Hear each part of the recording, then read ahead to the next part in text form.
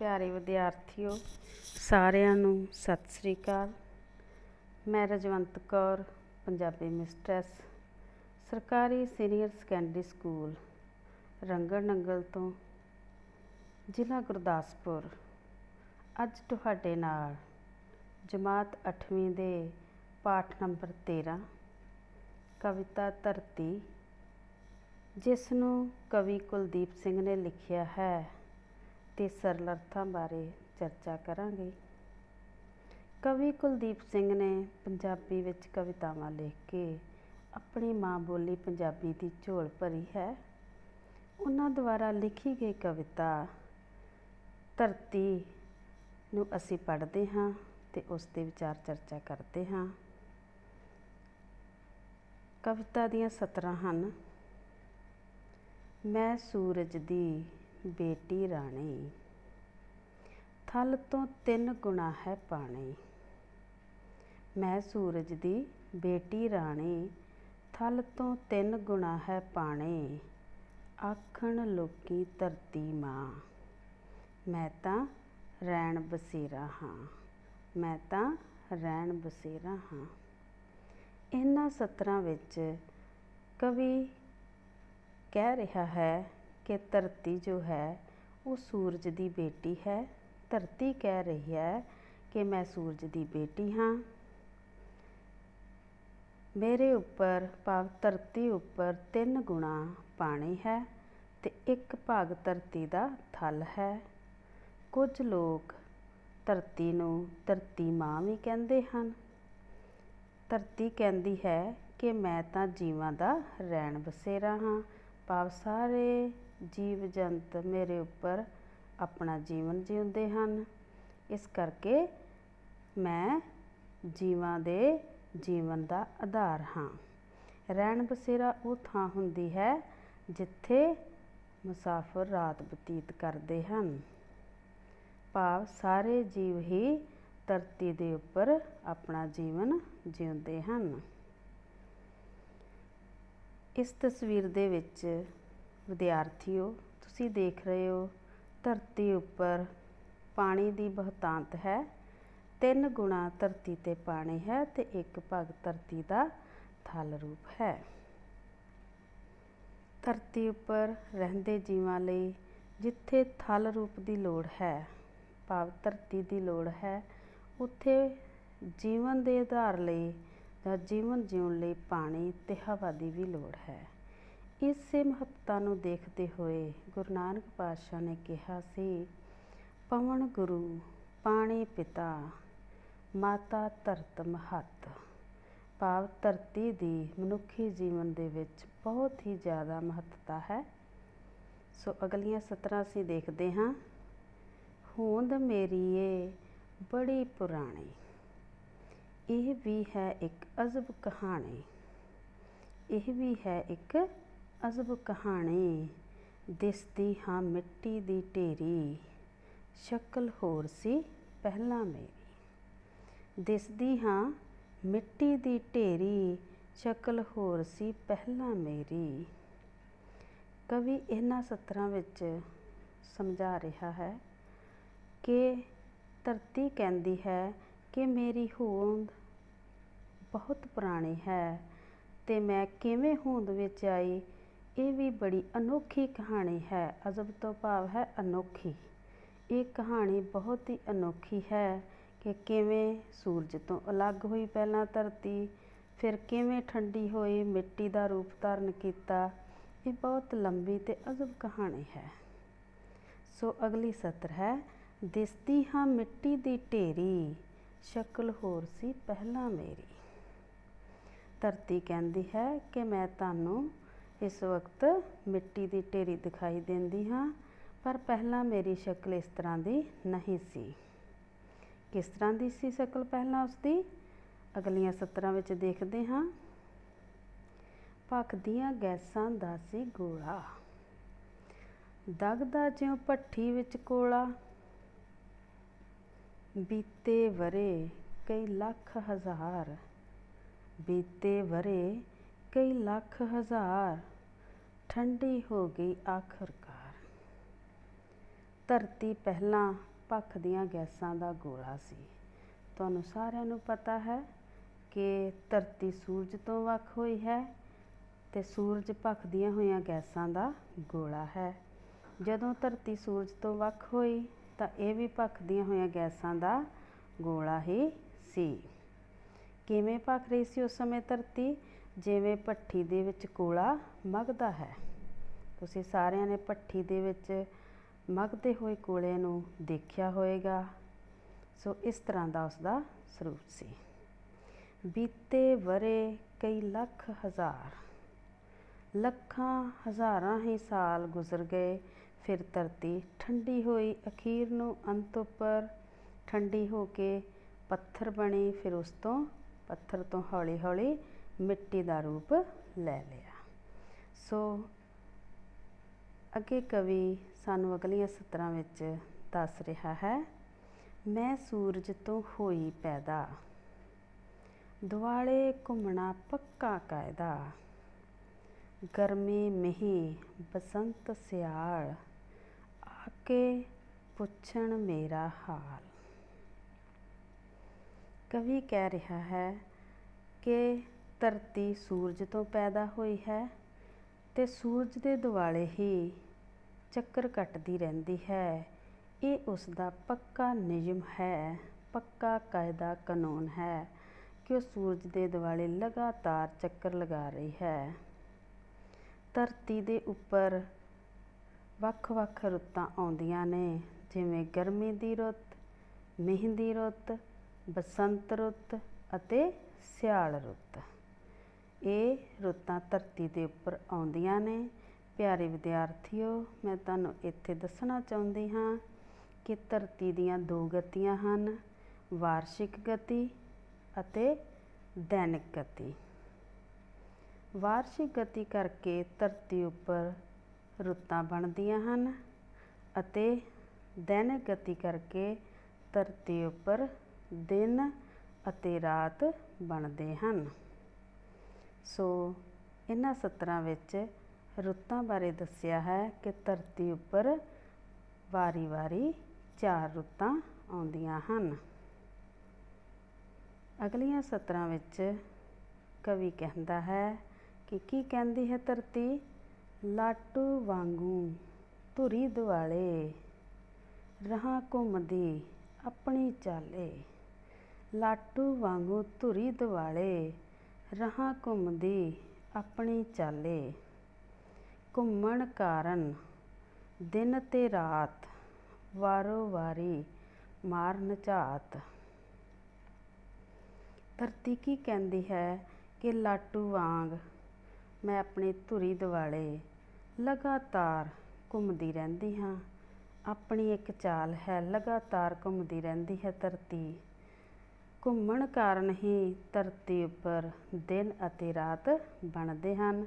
ਮੈਂ ਹੁਣੇ ਦੱਸਿਆ ਹੈ ਕਿ ਦਿਨ ਅਤੇ ਰਾਤ ਕਿਹੜੀ ਗਤੀ ਕਰਕੇ ਬਣਦੇ ਹਨ? ਦੈਨਿਕ ਗਤੀ ਕਰਕੇ। ਇਸ ਤਸਵੀਰ ਵਿੱਚ ਤੁਸੀਂ ਦੇਖ ਰਹੇ ਹੋ ਵਿਦਿਆਰਥੀਓ ਕਿ ਧਰਤੀ ਆਪਣੀ ਧੁਰੀ ਦੁਆਲੇ ਘੁੰਮਦੀ ਹੈ। ਜੋ ਵਿਚਕਾਰ ਲਕੀਰ ਲਗਾਈ ਗਈ ਹੈ ਉਹ ਧਰਤੀ ਦੀ ਇੱਕ ਕਲਪਨਾਤਮਕ ਲਕੀਰ ਹੈ। ਇਸ ਤਰ੍ਹਾਂ ਧਰਤੀ ਆਪਣੀ ਧੁਰੀ ਦੁਆਲੇ ਲਗਾਤਾਰ ਘੁੰਮਦੀ ਰਹਿੰਦੀ ਹੈ। ਅਗਲੀਆਂ ਸਤਰਾਂ ਵਿੱਚ ਕੀ ਕਿਹਾ ਗਿਆ ਹੈ? ਮੈਂ ਹਾਂ ਅੰਡੇ ਵਾਂਗਰ ਗੋਲ, ਪਾਇਆ ਮੈਂ ਵਾਯੂ ਦਾ ਖੋਲ। ਮੈਂ ਹਾਂ ਅੰਡੇ ਵਾਂਗਰ ਗੋਲ, ਪਾਇਆ ਮੈਂ ਵਾਯੂ ਦਾ ਖੋਲ। ਧਰਤੀ ਅੰਡੇ ਵਾਂਗਰ ਗੋਲ ਹੈ। ਉਸ ਦੇ ਆਲੇ ਦੁਆਲੇ ਗੈਸਾਂ ਦਾ ਇਕੱਠ ਹੈ, ਹਵਾ ਹੈ। ਵਾਯੂ ਮਤਲਬ ਹਵਾ, ਭਾਵ ਗੈਸਾਂ ਦਾ ਇਕੱਠ ਹੈ ਜਿਸ ਨੂੰ ਅਸੀਂ ਵਾਯੂਮੰਡਲ ਕਹਿੰਦੇ ਹਾਂ। ਮੈਂ ਹਾਂ ਅੰਡੇ ਵਾਂਗਰ ਗੋਲ, ਪਾਇਆ ਮੈਂ ਵਾਯੂ ਦਾ ਖੋਲ। ਗੈਸਾਂ ਕਈ ਵਾਯੂ ਦੇ ਵਿੱਚ, ਰੱਖਾਂ ਮੈਂ ਆਪਣੇ ਵੱਲ ਖਿੱਚ। ਇਸ ਵਾਯੂਮੰਡਲ ਦੇ ਵਿੱਚ ਕਾਫੀ ਗੈਸਾਂ ਹਨ ਜਿਨ੍ਹਾਂ ਨੂੰ ਧਰਤੀ ਆਪਣੇ ਵੱਲ ਖਿੱਚ ਕੇ ਰੱਖਦੀ ਹੈ। इस तरह ये वायुमंडल धरती के आले दुआले बरकरार बनया रहिंदा है। सो अगलियां सतरां ने, यह है मेरी कथा कहानी, यह है मेरी कथा कहानी, मैं सूरज दी बेटी राणी, मैं सूरज दी बेटी राणी, आखण लोकी धरती माँ, आखण लोकी धरती माँ, मैं तां रैण बसेरा हाँ। ये है मेरी कथा कहानी। कवि कहता है कि ये सारी जो गलबात कवि ने दसी है, जो कहानी दसी है, ये है धरती की कहानी। ते मैं सूरज की बेटी हाँ, धरती सूरज की बेटी है। लोग उसनूं धरती माँ भी आखते हैं, पर धरती कहती है मैं तां जीवां दा रैण बसेरा हाँ, भाव जीवन गुजारन की थां हाँ। इस कविता विच असीं धरती बारे पढ़िया है। इस दे प्रश्न उत्तरां बारे असीं चर्चा करते हाँ। इस कविता विचों तुहानूं वस्तुनिष्ठ प्रश्न पूछे जा सकते ने, उन्हां दे उत्तर दिते जाणगे एक तो ज़्यादा। उन्हां उत्तरां दे विचों तुसीं पहचान करनी है कि सही उत्तर किहड़ा है। पहला प्रश्न है, धरती किस दी बेटी है, धरती किस दी बेटी है। इन्हां विच उत्तर दिते इस प्रश्न दे शनि ग्रह की बेटी है, चंद्रमा की बेटी है, सूरज की बेटी है, जां मंगल ग्रह की बेटी है। प्यारे विद्यार्थियों, तुसीं इन्हां 4 ऑप्शन दे विचों एक उत्तर चुनना है। तुसीं सोचो की उत्तर हो सकता है इसका। इसका उत्तर है धरती सूरज की बेटी है, भाव तीसरी ऑप्शन साडी सही है। दूसरा प्रश्न है साडे कोल, धरती ते किन्ने गुणा पानी है, धरती ते किन्ने गुणा पानी है। इसके हेठां भी ऑप्शन दित्तियां ने, 2 गुणा पानी है, 3 गुणा पानी है, 4 गुणा पानी है, जां 5 गुणा पानी है। सोचो की उत्तर हो सकता है इसका।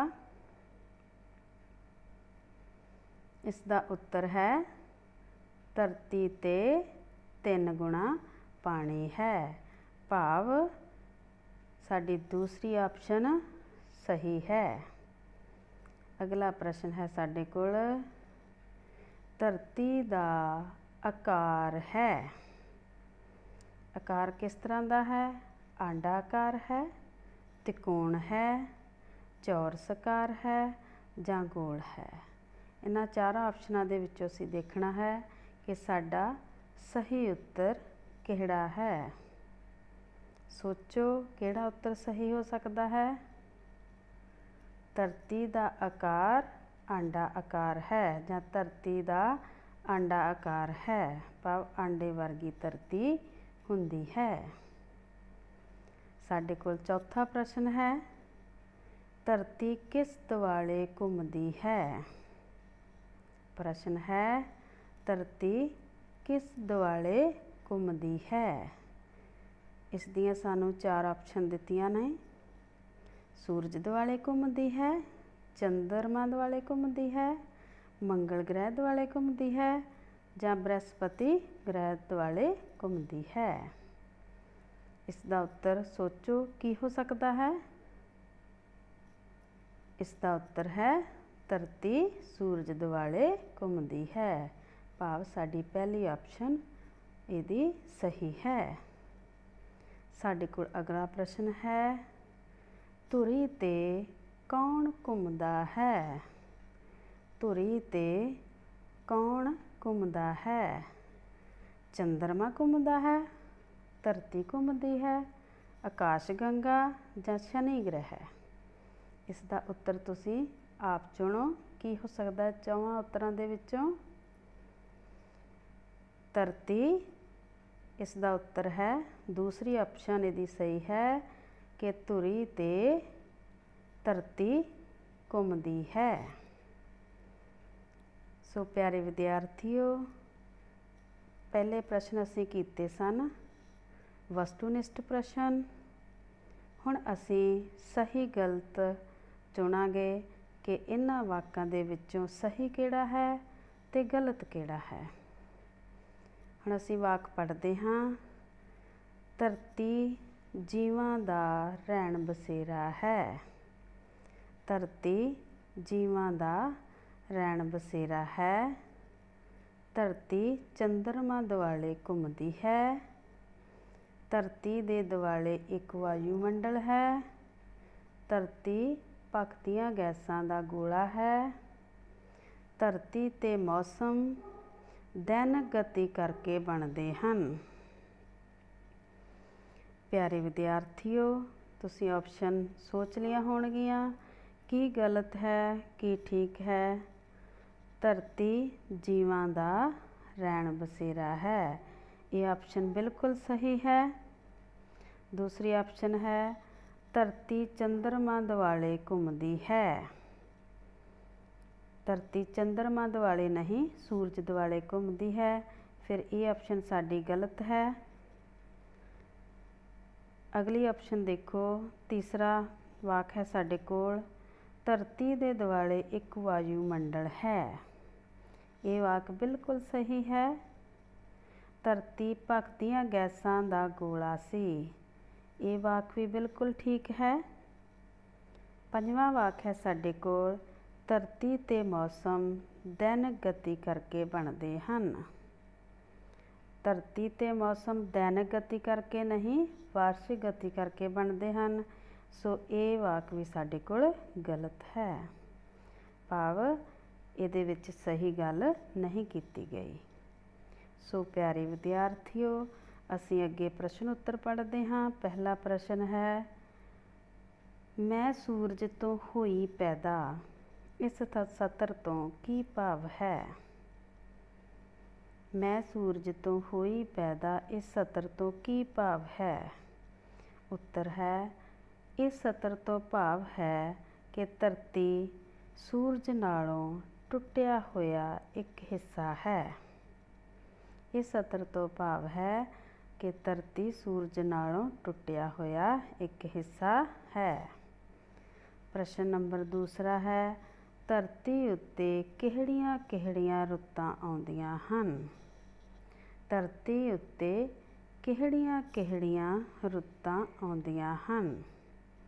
ਉੱਤਰ ਹੈ, ਗਰਮੀ ਦੀ ਰੁੱਤ, ਸਿਆਲ, ਬਸੰਤ, ਬਰਸਾਤ ਰੁੱਤ। ਧਰਤੀ ਉੱਤੇ ਇਹ 4 ਰੁੱਤਾਂ ਆਉਂਦੀਆਂ ਹਨ। ਗਰਮੀ, ਸਿਆਲ, ਬਸੰਤ ਅਤੇ ਬਰਸਾਤ ਦੀ ਰੁੱਤ, ਇਹ 4 ਰੁੱਤਾਂ ਧਰਤੀ ਉੱਪਰ ਆਉਂਦੀਆਂ ਹਨ। ਸੋ ਤੀਸਰਾ ਪ੍ਰਸ਼ਨ ਹੈ ਸਾਡੇ ਕੋਲ, ਪਹਿਲਾਂ ਧਰਤੀ ਕਿਹੋ ਜਿਹੀ ਸੀ। ਪਹਿਲਾਂ ਧਰਤੀ ਕਿਹੋ ਜਿਹੀ ਸੀ। ਉੱਤਰ ਹੈ, ਧਰਤੀ ਪਹਿਲਾਂ ਭਖਦੀਆਂ ਗੈਸਾਂ ਦਾ ਗੋਲਾ ਸੀ। ਧਰਤੀ ਪਹਿਲਾਂ ਭਖਦੀਆਂ ਗੈਸਾਂ ਦਾ ਗੋਲਾ ਸੀ।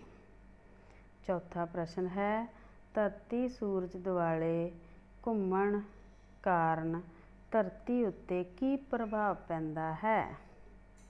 ਧਰਤੀ ਸੂਰਜ ਦੁਆਲੇ ਘੁੰਮਣ ਨਾਲ ਧਰਤੀ ਉੱਤੇ ਕੀ ਪ੍ਰਭਾਵ ਪੈਂਦਾ ਹੈ। ਧਰਤੀ, ਉੱਤਰ ਹੈ ਸਾਡੇ ਕੋਲ, ਧਰਤੀ ਸੂਰਜ ਦੁਆਲੇ ਘੁੰਮਣ ਨਾਲ ਧਰਤੀ 'ਤੇ ਦਿਨ ਅਤੇ ਰਾਤ ਬਣਦੇ ਹਨ। ਧਰਤੀ ਸੂਰਜ ਦੁਆਲੇ ਘੁੰਮਣ ਨਾਲ ਧਰਤੀ 'ਤੇ ਦਿਨ ਅਤੇ ਰਾਤ ਬਣਦੇ ਹਨ। ਪੰਜਵਾਂ ਪ੍ਰਸ਼ਨ ਹੈ ਸਾਡੇ ਕੋਲ, ਧਰਤੀ ਦਾ ਆਕਾਰ ਅਤੇ ਵਾਤਾਵਰਣ ਕਿਹੋ ਜਿਹਾ ਹੈ। ਧਰਤੀ ਦਾ ਆਕਾਰ ਅਤੇ ਵਾਤਾਵਰਣ ਕਿਹੋ ਜਿਹਾ ਹੈ। ਉੱਤਰ ਹੈ, ਧਰਤੀ ਉੱਤੇ ਇੱਕ ਹਿੱਸਾ ਥਲ ਅਤੇ 3 ਹਿੱਸੇ ਪਾਣੀ ਹੈ। ਇਸ ਦੇ ਦੁਆਲੇ ਹਵਾ ਦਾ ਗਿਲਾਫ ਹੈ। ਇਸ ਦੇ ਦੁਆਲੇ ਬਣੇ ਗਿਲਾਫ ਨੂੰ ਵਾਯੂਮੰਡਲ ਆਖਦੇ ਹਨ। ਸੋ ਪਿਆਰੇ ਵਿਦਿਆਰਥੀਓ, ਹੁਣ ਅਸੀਂ ਸ਼ਬਦਾਂ ਨੂੰ ਵਾਕਾਂ ਵਿੱਚ ਵਰਤਦੇ ਹਾਂ। ਦੇਖਦੇ ਹਾਂ। ਪਹਿਲਾ ਸ਼ਬਦ ਹੈ ਬੇਟੀ, ਜਿਸ ਦਾ ਅਰਥ ਹੈ ਧੀ। ਧਰਤੀ ਸੂਰਜ ਦੀ ਬੇਟੀ ਹੈ। ਬੇਟੀ ਸ਼ਬਦ ਦਾ ਵਾਕ ਅਸੀਂ ਕੀ ਬਣਾਇਆ? ਧਰਤੀ ਸੂਰਜ ਦੀ ਬੇਟੀ ਹੈ। ਦੂਸਰਾ ਸ਼ਬਦ ਹੈ ਥਲ, ਜਿਸ ਦਾ ਅਰਥ ਹੈ ਜ਼ਮੀਨ। ਥਲ ਤੋਂ ਭਾਵ ਹੈ ਜ਼ਮੀਨ। ਧਰਤੀ ਉੱਪਰ ਇੱਕ ਭਾਗ ਥਲ ਹੈ। ਧਰਤੀ ਉੱਪਰ ਇੱਕ ਭਾਗ ਥਲ ਹੈ। ਤੀਸਰਾ ਵਾਕ ਹੈ ਰੈਣ ਬਸੇਰਾ। ਰਹਿਣ ਬਸੇਰਾ ਤੋਂ ਭਾਵ ਹੈ ਰਾਤ ਰਹਿਣ ਦੀ ਥਾਂ ਜਾਂ ਰਾਤ ਕੱਟਣ ਦੀ ਥਾਂ। ਧਰਤੀ ਸਾਰੇ ਜੀਵਾਂ ਦਾ ਰਹਿਣ ਬਸੇਰਾ ਹੈ। ਧਰਤੀ ਸਾਰੇ ਜੀਵਾਂ ਦਾ ਰਹਿਣ ਬਸੇਰਾ ਹੈ। ਚੌਥਾ ਸ਼ਬਦ ਹੈ ਸਾਡੇ ਕੋਲ ਹੋਂਦ। ਹੋਂਦ ਤੋਂ ਭਾਵ ਹੈ ਬਣਨਾ। ਧਰਤੀ ਉੱਤੇ ਮਨੁੱਖ ਦੀ ਹੋਂਦ ਬਹੁਤ ਪੁਰਾਣੀ ਹੈ। ਧਰਤੀ ਉੱਤੇ ਮਨੁੱਖ ਦੀ ਹੋਂਦ ਬਹੁਤ ਪੁਰਾਣੀ ਹੈ। ਪੰਜਵਾਂ ਸ਼ਬਦ ਹੈ ਅਜ਼ਬ। ਇਸ ਦਾ ਅਰਥ ਹੈ ਅਜੀਬ ਜਾਂ ਅਨੋਖਾ। ਧਰਤੀ ਦੇ ਸੂਰਜ ਤੋਂ ਵੱਖ ਹੋਣ ਦੀ ਕਹਾਣੀ ਅਜਬ ਹੈ। ਧਰਤੀ ਦੇ ਸੂਰਜ ਤੋਂ ਵੱਖ ਹੋਣ ਦੀ ਕਹਾਣੀ ਅਜਬ ਹੈ। ਛੇਵਾਂ ਸ਼ਬਦ ਹੈ ਸਾਡੇ ਕੋਲ ਢੇਰੀ, ਵਸਤਾਂ ਦਾ ਇਕੱਠ। ਇਸ ਦਾ ਅਰਥ ਹੈ ਵਸਤਾਂ ਦਾ ਇਕੱਠ। ਮੈਂ ਥੋੜ੍ਹੀ ਜਿਹੀ ਮਿੱਟੀ ਪੁੱਟ ਕੇ ਇੱਕ ਢੇਰੀ ਬਣਾ ਦਿੱਤੀ।